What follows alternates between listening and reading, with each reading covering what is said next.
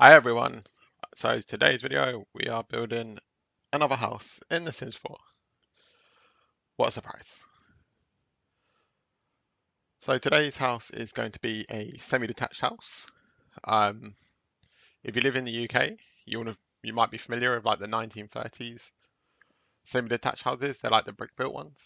Um, that's what I'm building today. But obviously it's in Del Sol Valley, which is, I don't know, it reminds me of Los Angeles, Del Sol Valley.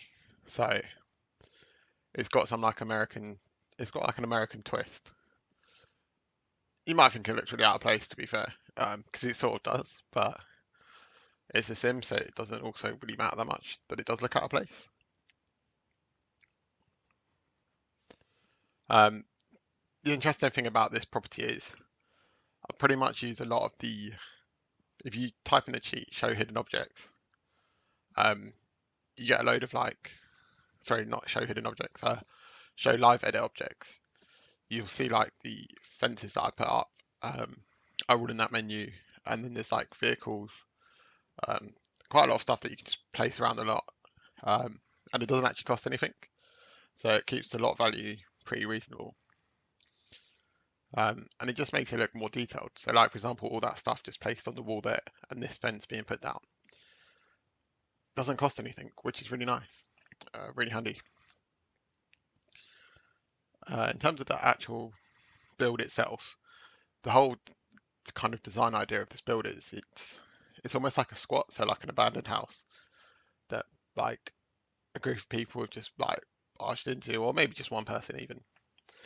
Um, and it's only the one on the left hand side that's actually furnished. The one on the right hand side, I used the platform tools to kind of hide the empty spaces, if that makes sense. So you just have to kind of imagine that someone else lives next door, or that house is for sale.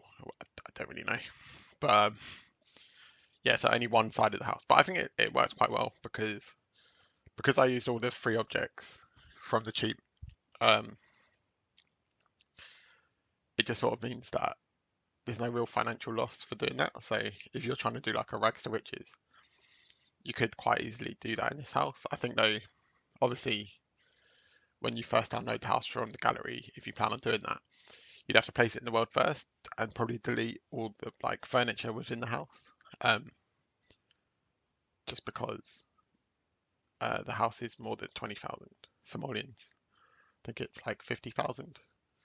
But there's a lot of furniture you don't need, so you can just delete that and then you're good to go. But yeah, just add in some details here, just like the little truck with the boxes. There's not really like a rusty looking car in the game, so I just stuck a car there because it kind of just made sense, in my opinion. Of course, you may disagree, which is fine, but that is my opinion. So that is why we done that, how we done it. Just putting loads of graffiti around as well, just to make it look a bit more urban, bit more, well, suburban, I guess is the correct term for this kind of. I say suburban, but then you've got like a massive highway going past, so I'm not really sure. But I do like the objects that you get in that menu. Most of them are from Eco Lifestyle. That's probably the best pack for like building these kind of almost junkyard builds. Um, yeah, Eco Lifestyle would be the best pack for that. But yeah, the whole kind of point of this build is I'm actually going to probably plan on doing like a Let's Play series quite soon. This won't be the first house of the sim that I'm playing with buys. I already have a plan for that. But the whole point of the Let's Play is they work their way up and like they get a new house maybe every like few episodes. Um, and the plan is that eventually they'll buy this one. Probably be the second one they buy, but I'll wait till they've got a little bit of money on the side just so that they can. It'd be quite fun to renovate, I think. So yeah, you build the house and then you can renovate it. Well, I built the house and then you can renovate it. It'd be quite a good one to watch renovate as well because there's a lot you can do with these kind of style of houses. And the way I've designed the houses is that they're not identical. So if you need inspiration, you can look at the house next door, or you could knock the two houses together and have one big house. which I'm not actually sure if anyone's ever done that in the UK with this style of house. I'm sure they have, because there's so many in the UK. But how you do it, I don't know, because you'd have to reconfigure like the entire house. Because basically, there's two ways that they work. You've got halls adjoining, which is where it's a semi-detached house, but the um the area of the house that's attached to each other are like the hallways on either side. So that's one way you can do it. And if you have that kind of house, you could probably knock two together quite easily because you've got the hallways in the center. But on this particular style that I've kind of been inspired by, the hallways are on the outer side of the house, in between the garage and the building. So you'd have to kind of reposition the hallway if you get my gist. So it'd be quite a complicated thing to do, I think. But it'd be interesting to do. Um, and I'd love to see people take this build and kind of do their own thing with it. Um, I mean, yeah, it'd be cool to see. Um, but yeah, it's just it ends up being pretty fun build to do actually. I quite like doing these abandoned builds. I don't do them too often because it's the demand for these kind of builds just isn't that high. Um, and this build isn't going to do very well on the gallery because, well, I say it won't do well on the gallery. It probably could do well on the gallery if I moved it to a different lot for the photo because right now the gallery photo is going to be of the side of the building, which is just going to be that massive boat, which could do well, but could also not do well. So probably going to move the lot just for the gallery photo because it just makes sense to do so, really, doesn't it? Yeah, just add in more detail. I think the more detail you add with these kind of builds, the more realistic it will look in the end. Interesting that you won't be able to see through the windows. Well, you can see through the windows on the bit of the house that's not used, but it's just like an empty void because obviously there's no furniture there because it's a platform. So when you've got the roof, the walls down, it looks alright. It's just when if you're looking straight into the windows, then it's not great, but you don't notice it unless you look for it. So that's why for me it's acceptable anyway. So we got the truck here, got the nice, quite a lot of cars on this lot actually. Um, yeah, quite a lot. Quite like the tractor as well. Thought it suited quite well. Um, a lot of terrain paints as well actually in this lot ended up being quite interesting.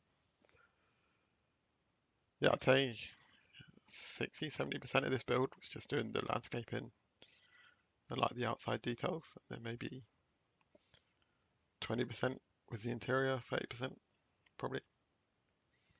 Yeah, probably about that.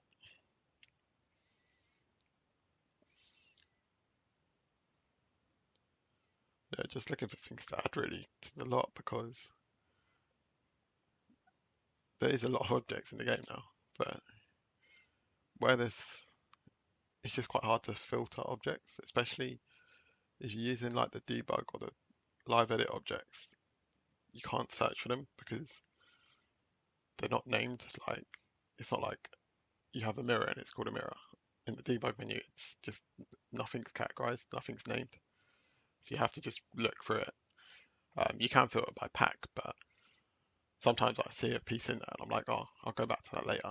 But then I can't remember what pack it's from, so it becomes quite difficult, as you can probably imagine. But yeah, I mean, what I'm saying probably doesn't make a lot of sense actually, unless you've played The Sims 4 with and used to show live edit objects before. Because if you haven't, I would recommend doing it because it's like a bunch of extra objects that are already in the game, but it just gives you access to them. Bit of a strange concept, but yeah, it's because basically I think the objects that are in that menu, they're not functional. A lot of them are have no like edges, so Sims will just walk through them. Not all of them, but some of them. and some of them have really low res textures, so they can look quite bad. And those ones, I mean, they didn't. I don't know why they include them in the catalog, but once you've used it a few times, you'll kind of figure out which objects are good and which objects don't. Um, but yeah, as always, like this house doesn't use any custom content because I don't use custom content. And if I don't use custom content, the house doesn't have custom content. I put that piggy bank sign up as well. I just stumbled across it and I was like, actually, kind of looks like the house is like foreclosure. So like it's for sale, which is technically. You will see in the screenshots for this video that I actually moved a sim in, um, just because I wanted to because I felt like this was a house that a lot of people are probably going to download. Well, I say a lot of people, it might not get any downloads, but if you watch a video and you're downloading it, you're probably going to play in it, unlike some of my other houses, which are more just showcases. This is actually the playability of this lot comes before the design of it, if that makes sense. Whereas some of my other houses, it's all about the design. And then the playability doesn't come after, but it just almost hits form before function, whereas this is function before form, if you get my gist. I'm sort of rambling on a little bit, but yeah. As you can see, I put like massive speakers and DJ decks in the living room because I figured like if it's like a squat style house, the kind of people living in it probably don't care about it and probably don't care about their neighbours, so they're gonna blast the music out really loud. Probably upset the neighbourhood, but that's that's the kind of neighbourhood that this is. And until they get moved on or moved out or evicted, um, I don't see there won't be any. Well, theoretically there wouldn't be any change until they are. But yeah, just using the posters on the wall. Don't often use these in builds, but because it is this kind of style, they actually worked quite well for it. Uh, yeah, just putting the cobwebs up, making the place look really gross and grubby, especially that green carpet. Like, that is disgusting carpet. The other thing I did as well is because this house is actually quite small for a 30s house, I made it look like they reconfigured the upstairs, but they just didn't bother painting where they changed the wall layout. So you just got like that exposed brick. And the exposed brick's not obviously the original bricks because they don't match the ones outside. And then because it's more of like a squat, there's just beds upstairs. No real consideration to where they've been put. It's just there's a space. We'll stick a bed in it. And it's only 2 bedroom, but you probably have like 6 Sims, even 8 Sims living in here. If you put some extra beds in there, which would be quite fun. But yeah, that's the video. Thanks for watching, and I will see you in the next one.